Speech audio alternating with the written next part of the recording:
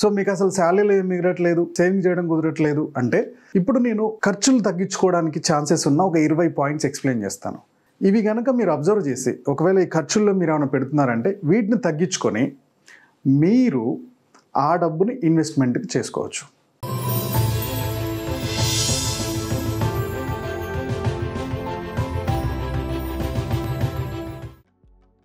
Bottle water. చాలామంది ఆఫీసులకు వెళ్ళే వాళ్ళు వాటర్ బాటిల్ క్యారీ చేయట్లేదు. ఇంటి దగ్గర నుంచి బాటిల్ తీసుకెళ్ళిపోవచ్చు కదా, ఓకే, లేదా ఆఫీస్లో వాటర్ కన్జ్యూమ్ చేయొచ్చు కదా. ఇలా కాకుండా ఎక్కువగా బయట బాటిల్ కొంటున్నారు. బట్ అమౌంట్ చిన్నదే అవ్వచ్చు. ఒక 1 మంత్కి ఎన్ని బాటిల్ కొన్నారో లెక్కేయండి. ఈ అమౌంట్ ఎంత ఖర్చు అవుతుందో మీకు క్లారిటీ వస్తుంది. ఓకే, ఇలాంటి ఖర్చు కనుక కంటిన్యూగా అవుతుందంటే దాన్ని తగ్గించడానికి ట్రై చేయండి. ఇంటి దగ్గర నుంచి బాటిల్ తీసుకెళ్ళండి, ఆఫీస్లో వాటర్ బాటిల్ వాడడానికి ట్రై చేయండి. దీని ద్వారా మీరు వాటర్ మీద కూడా మనీ సేవ్ చేసుకోవచ్చు. నెక్స్ట్ వన్ వచ్చేసి అన్నెసెసరీ సబ్స్క్రిప్షన్. ఇది ముఖ్యంగా యంగ్ జనరేషన్కి.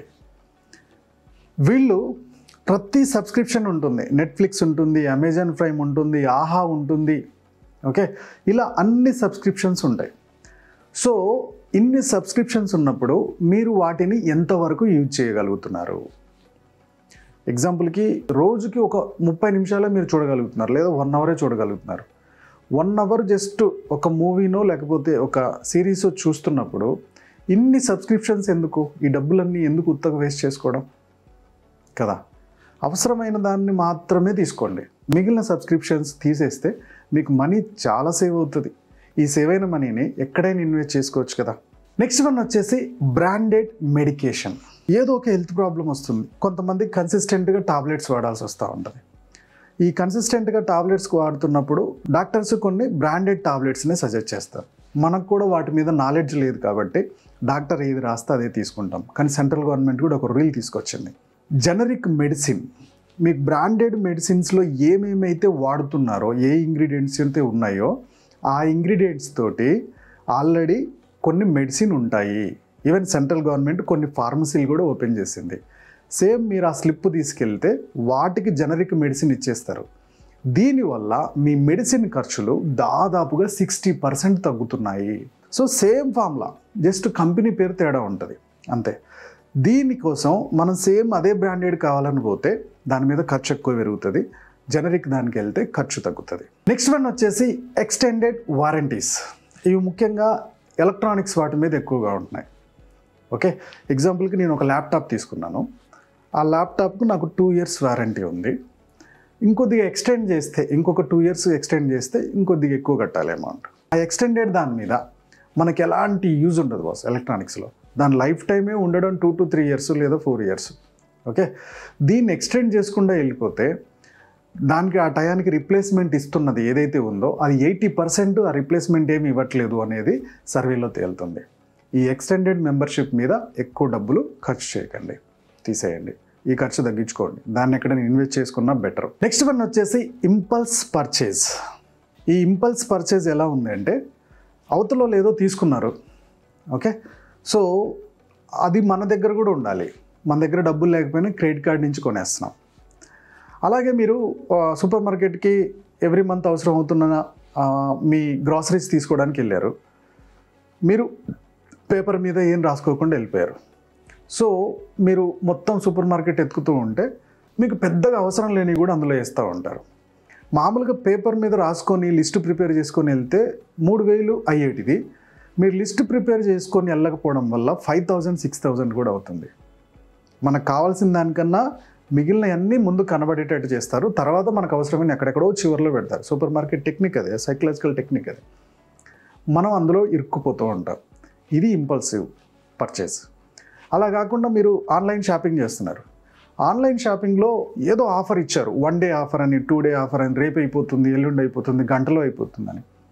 నిజం చెప్పాలంటే ఆ ప్రోడక్ట్ మీకు ఒక్కసారి 2 సార్లకు ఉపయోగపడేదే, కానీ తక్కువలో వస్తుందని చెప్పి జస్ట్ డిస్కౌంట్, కొంచెం డిస్కౌంట్ అంతే.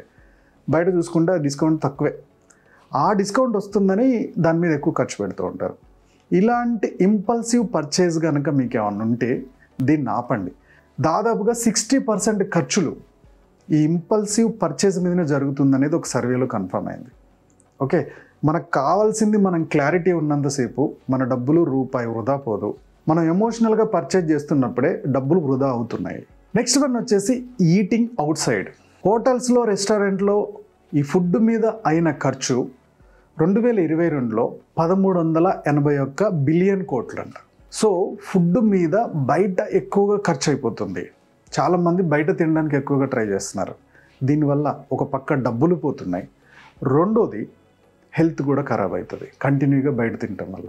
ఎంత సాధ్యమైతే అంత ఇంట్లో వండుకోవడానికి ట్రై చేయండి.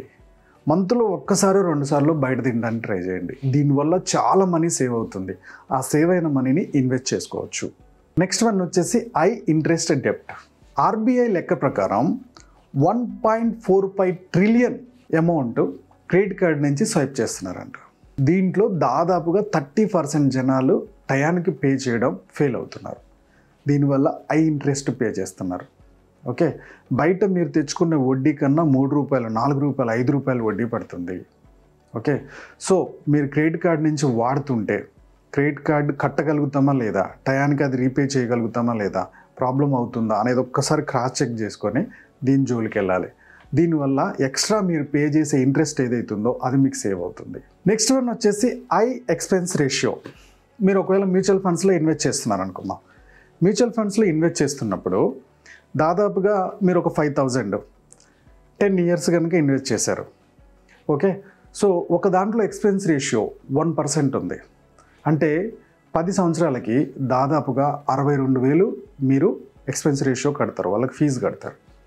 అదే మ్యూచువల్ ఫండ్ మీకు ఇంకొక దగ్గర ఎక్స్పెన్స్ రేషియో 0.2 ఉంది. దీనికి మీరు సంవత్సరానికి 10 సంవత్సరాల మీద జస్ట్ అదే ఫండ్ 13,000 కడతారు. ఇలా మీరు ఎక్స్పెన్స్ రేషియో తక్కువ ఉన్న దాంట్లో, మంచి రిటర్న్స్ ఇస్తూ ఎక్స్పెన్స్ రేషియో తక్కువ ఉన్న దాంట్లో ఇన్వెస్ట్ చేసుకుంటే మీకు మనీ సేవ్ అవుతాయి. ఈ మనీని మళ్ళీ రీఇన్వెస్ట్ చేసుకోవచ్చు కదా, ఈ సేవింగ్ మనీని ఒకసారి ఆలోచించాలి. నెక్స్ట్ వన్ వచ్చేసి హోటల్స్. చాలామంది హోటల్స్ని ఇప్పుడు ఏదో ఒక యాప్లో సెర్చ్ చేసి ఆ యాప్ నుంచి బుక్ చేసుకుంటున్నారు. ఓకే, ఎందుకంటే మీరు ఏదైనా ట్రావెల్కి వెళ్తున్నప్పుడు దాని నుంచి బుక్ చేసుకోవడం కన్నా మీరు ఒక్కసారి ట్రై చేయండి. మీరు గూగుల్లో ఆ హోటల్ ఫోన్ నెంబర్ ఎత్తుకండి. ఓకే, సో పర్ డే ఎంత అవుతుందో చూడండి, వాళ్ళు ఎంత డిస్కౌంట్ ఇస్తారో చూడండి. మీరు డైరెక్ట్గా బుక్ చేసుకుంటే హోటల్ నుంచి బుక్ చేసేదానికన్నా 10 to 20% మీకు చాలా తక్కువలో దొరుకుతుంది. ఇది ఒక్కసారి ట్రై చేయండి. దీని ద్వారా మీ మనీని సేవ్ చేసుకోవడానికి చాలా స్కోప్ ఉంటుంది. నెక్స్ట్ వన్ వచ్చేసి physical magazine and newspaper. So physical magazine వాడుతున్నా, న్యూస్ పేపర్ వాడుతున్నా నెలకి దానికి ఎంతో కొంత అమౌంట్ పే చేయాలి. దాంతో పోల్చుకుంటే ఇప్పుడు ప్రతి మ్యాగజైన్ కూడా లేదా ప్రతి పేపర్ కూడా వెబ్సైట్లోకి వచ్చేసింది, ఈ డిజిటల్ ఫామ్లో వచ్చేసింది. ఈ డిజిటల్ ఫామ్కి సబ్స్క్రిప్షన్ తక్కువ ఉంటుంది. ఒకవేళ మీకు కంప్యూటర్ అలవాటైంది, కంప్యూటర్లో మీరు చూసుకోగలుగుతారు ఆ మ్యాగజైన్ని లేకపోతే ఆ పేపర్ని అనుకుంటే దీనికి షిఫ్ట్ అవ్వండి. దీని ద్వారా మీకు ఇన్కమ్ సేవ్ అవ్వడానికి చాలా స్కోప్ ఉంటుంది. నెక్స్ట్ వన్ వచ్చేసి bulk buying of fresh foods. ఇప్పుడు డీమార్ట్లో వీటిలలో చాలా ఆఫర్స్ ఇస్తారు, ఫ్రెష్ ఫుడ్ని ఎక్కువగా కొంటే మీకు తక్కువగా వచ్చేస్తుంది అని. ఈ ఫ్రెష్ ఫుడ్ బల్క్లో కొంటున్నప్పుడు దాని లైఫ్ టైం అంటే దాని ఎక్స్పైరీ డేటు 2-3 డేసే ఉంటుంది. 2-3 డేస్లో ఉన్నప్పుడు మీరు అది 3-4 రోజుల్లో మొత్తం ఖర్చు చేయాలి. కానీ 3 రోజుల్లో దాదాపుగా 30-40% వేస్ట్ అయిపోతున్నాయి, వాడలేకపోతున్నాం. బల్క్లో వచ్చిందనే కానీ దాన్ని 30% వాడలేక అది ఎక్స్పైరీ అయిపోతుంది. ఇలాంటప్పుడు ఆ బల్క్లో ఆ ఫుడ్ తీసుకునే ఉపయోగం ఏంటి, ఆ ఫ్రెష్ ఫుడ్స్ తీసుకోవడం ఉపయోగం ఏంటి కదా. కాబట్టి ఇలా వేస్ట్ అయిపోతుంది అని మీకు అనిపిస్తే పెద్ద అమౌంట్ ఆఫర్ పెట్టాడు, తీసుకొచ్చాం, వాడలేకపోయాం. మీరు పెట్టిన అమౌంట్కి మీరు ఆ 3 రోజుల్లో లేదా ఆ 2 రోజుల్లో వాడిన ఆ వస్తువుకి న్యాయం చేయగలిగారా, కంటిన్యూ చేయండి, లేదా దీన్ని ఆపేయడమే బెటర్. లాస్ట్ వన్ వచ్చేసి చీప్ ఈజ్ ఎక్స్పెన్సివ్. ఇది ముఖ్యంగా ఎలక్ట్రికల్ అండ్ ఎలక్ట్రానిక్స్లో ఉపయోగపడుతుంది. ఎగ్జాంపుల్కి మీ ఇంట్లో ఏదైతే ఎలక్ట్రికల్ బోర్డ్స్ ఉంటాయి కదా, ఈ ఎలక్ట్రికల్ బోర్డ్స్ లేదా ఛార్జర్స్ ఇవన్నీ కూడా కొంచెం జెన్యూన్గా కంపెనీ ప్రొడక్ట్స్ తీసుకోవాలి. దానికన్నా తక్కువలో వస్తున్న ప్రొడక్ట్స్ని మీరు వాడుతున్నారు. ఇంట్లో ఫ్యాన్ అవ్వచ్చు, కుక్కర్ అవ్వచ్చు, ఎలక్ట్రానిక్స్ ఏదైనా సరే తక్కువలో వస్తుందని తీసుకుంటే ఇవి త్వరగా డ్యామేజ్ అయిపోతాయి, త్వరగా కాలిపోతాయి. ఓకే, సో త్వరగా కాలిపోయినప్పుడు దీని రిపేర్కి చాలా ఖర్చు పెట్టాల్సి వస్తుంది. ఇంకా చిన్న ఎగ్జాంపుల్ చెప్తా. ఇప్పుడు మీరు ఒక ఫ్యాన్ తీసుకోవడానికి వెళ్ళారు, లోకల్ కంపెనీ ఒక 1,500లో వస్తుంది, ఒక బ్రాండెడ్ కంపెనీ ఒక 3,000లో వస్తుంది. 3000కి అదే 2 ఫ్యాన్లు వస్తాయి లోకల్ కంపెనీ అని తీసుకొస్తాం. అది 1 ఇయర్ వారంటీ ఉంది. బట్ ఈ పవర్ ఫ్లక్చువేషన్స్కి ఇవి 1 ఇయర్లో కాలిపోయినాయి అనుకుందాం. వైండింగ్ పోయింది. ఈ వైండింగ్ పోయినప్పుడు మీరు షాప్కి వెళ్తే ఈ వైండింగ్కి ఒక్కొక్క వైండింగ్కి 650 అడుగుతున్నాడు. దాదాపు 1200, 1300 ఏమైపోయింది? ఈ రెండింటికి 1 ఇయర్కే 1300 అయింది. మళ్ళీ నెక్స్ట్ ఇయర్ కూడా అంతే పోతుంది అనుకుందాం. దీని మీద ఎవ్రీ టైం ఖర్చు ఎక్కువైపోతుంది. అదే మీరు బ్రాండెడ్ తీసుకొని ఉంటే ఈ బ్రాండెడ్ 3000 అయిపోయేది. మ్యాక్సిమం బ్రాండెడ్ ఎలక్ట్రానిక్స్ జెన్యున్గా ఉండడానికి స్కోప్ ఉంటుంది. ఆ తర్వాత ఇంకొకటి తీసుకున్నారనుకోండి, ఈ సంవత్సరం ఖర్చులు తగ్గుతాయి కదా. కాబట్టి తక్కువ రేట్లో వస్తున్నాయని ఎలక్ట్రికల్ అండ్ ఎలక్ట్రానిక్స్ వాటిని ఎక్కువగా తీసుకోవద్దు. దీని మీద ఎక్కువ ఖర్చు అవుతూ ఉంటుంది. ఇది ఒకసారి ఆలోచించుకొని మీ డబ్బు సేవ్ చేసుకోవడానికి చూడండి. ఓకే ఫ్రెండ్స్, దాదాపుగా నేను 22 సేవింగ్ టిప్స్ చెప్పాను. వీటిలలో మీకు ఏ టిప్ నచ్చిందో మెసేజ్ చేయడం మర్చిపోకండి, కామెంట్ చేయడం మర్చిపోకండి, వీడియో లైక్ చేయడం మర్చిపోకండి. మన యూట్యూబ్ ఛానల్ చూస్తున్న మన వ్యూవర్స్ అండ్ మన సబ్స్క్రైబర్స్ లైఫ్లో ఎప్పుడు కూడా గొప్పగా సక్సెస్ అవ్వాలని కోరుకోవడంలో మన మంత్రం ముందుంటుంది. Go self made.